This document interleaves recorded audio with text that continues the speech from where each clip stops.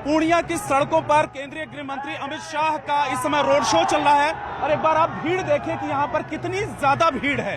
काफी ज्यादा भीड़ है क्योंकि सेकंड फेज का चुनाव है यहाँ पर। सर, सेकंड फेज का चुनाव है, खास करके सीमांचल की सड़कों पर आप हैं, किस तरीके का माहौल देख रहे हैं सर? देखिए, पूरा सीमांचल घुसपैठिया मुक्त बिहार चाहता है और वो हम बना करें जी। क्योंकि आपने घुसपैठियों का सवाल भी खड़ा भी किया था, बहुत सारे वोटर्स को लेकर विपक्ष भी सवाल लगातार खड़ा कर रहा है कि नाम काटे गए हैं और वो सब चीजें। नहीं, जो भारत के नागरिक नहीं है जी, उनके नाम काटे ही जाएंगे जी।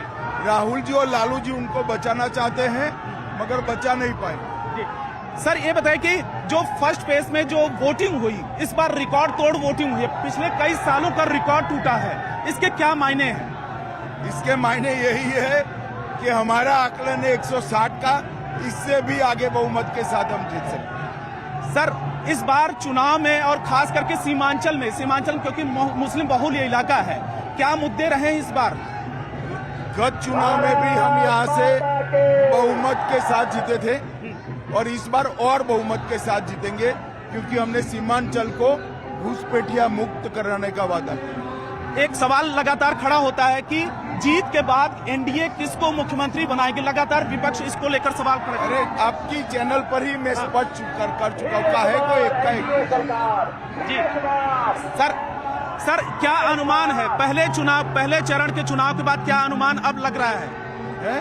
अब क्या असेसमेंट लग रहा है पहले चरण के बाद? हम 160 से ज्यादा सीटों से इस चुनाव में विजय प्राप्त करेंगे, सीट जीतने के हमारे मार्जिन भी बढ़े।